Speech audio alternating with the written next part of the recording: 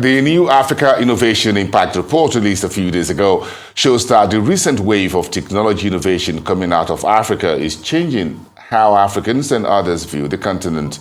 The report highlighted job creation as the biggest advantage of Africa's growing digital economy, while education is considered to be the sector most impacted by tech innovation over the last 2 years. Olugbeminiyi Idowu is the founder of Talking Drums Communications and one of the authors of the new report, and he joins me now on the show. Good evening to you, sir, and thanks for coming through. Let's hit the ground running, as it were. What new trends in innovation in Africa's technology are revealed by the report just released by your organization in partnership with others? Tony. Thank you very much. Good evening, and thank you for having me. Before we start, if you don't mind, I would like to just take a couple of steps back just to talk about the thinking behind the report, because I think that will be very useful in framing some of the trends that we'll go on to highlight. So for us, we wanted to capture the impact of the innovation stories we've been hearing about over the last few years. So we've heard about the multi-million-dollar funding rounds, the expansions, the acquisitions. But we wanted to know what the impact of these things were beyond hearsay and anecdote. So we worked with a company called Survey 54, and they are a consumer intelligence company based out of Ghana. And we worked with them to survey 4,500 people from across Nigeria, Ghana, and Kenya. And to be honest, what the data from that survey revealed to us was that these innovations are not only changing how people live and work, but the innovations are changing how people think. They're changing how people view themselves as Africans. Both they're also driving the demand for more innovation across the continent. So I'll give you a quick example of one of the questions we asked. So we asked a very straightforward question. Has the recent developments in African technology impacted how you view the continent? And the answer to that was a very clear yes by about 4 out of 5. That's about 4 out of 5 people, 84.6%. And we also went on to ask them if they would use technology made in Africa. 9 out of 10 said yes. 9 out of 10 also said they saw themselves as Africans as innovative and entrepreneurial. And this hasn't always been the case. So we think this is something that should be celebrated, something that is much welcome. It's a much welcome development that kind of points us in the right direction. And we should always make sure that we celebrate these things and we tell these stories so that we can catalyze more growth and get more people onto this innovation train that is taking hold across the continent. Interesting report. Again, really appreciate that, because again, it's something to talk about the funding and all that is coming to Africa. But what's the impact really? Because I'm looking at the sectors that are most impacted, and I was surprised that education comes first. Yes, so was I, to be honest. When I first saw it, I was like, hang on. But then that's what the data said. And when you think about, when you take a step back, pre-pandemic, virtual and like online learning wasn't really a thing. But since the pandemic happened, we're having this conversation virtually. And in the same way, people are learning across the world, people are learning across Africa online. That's something that's actually taken root. I think it'll be good. I'm actually personally interested in digging deeper into that, understanding how technology innovation has impacted education across the continent. But also we know the stories of financial services and fintech, and how these guys are enabling more people across the continent to access a whole wide range of financial services, from credit to insurance to all sorts of different things, even just normal banking and savings, this kind of things that many people haven't had access to for a very long time. So it's good to see that in a way, these innovations are impacting people in tangible ways that are reflecting across the board. I get your point. Education, not just for school, for kids and all that, but for adults, so understanding fintech, understanding financial inclusion, and I think that's what technology is bringing to the table. Folks begin to understand financial services and all of that more than ever before. But my next question is about whether Africans themselves are at the forefront of these tech innovations. Are there a few examples you want to tell me?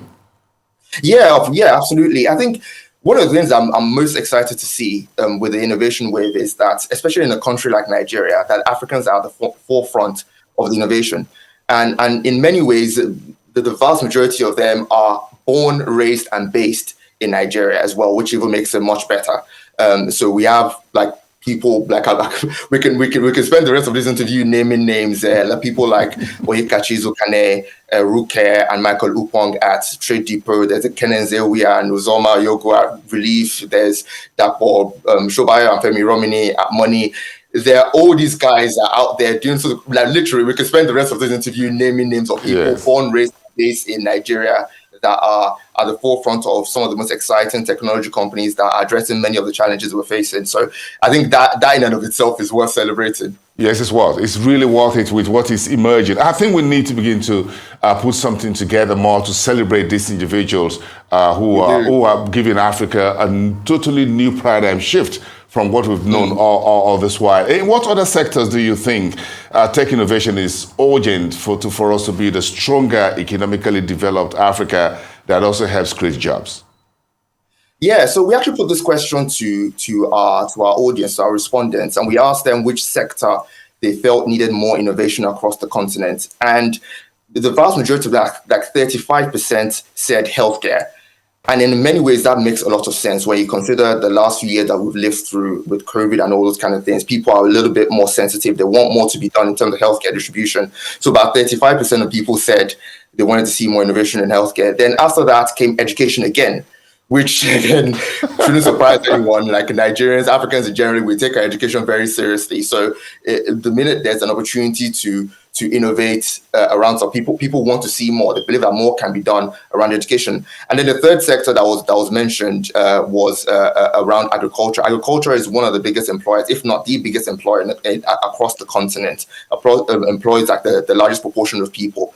So what people want to see, they want to see more innovation in these spaces. Right? I mentioned a few companies earlier who are addressing many challenges across these sectors and bringing in technology and innovation to make it easier for businesses and people across the board to transact business with each other's businesses or with consumers across the board. And it's great and wonderful to see, in my opinion. Yes. But let's talk about deals and financing of innovative technology by Africans on the African continent themselves. Do you think we're putting our money where our mouth is and vice versa? What do we know? What's the outlook on that?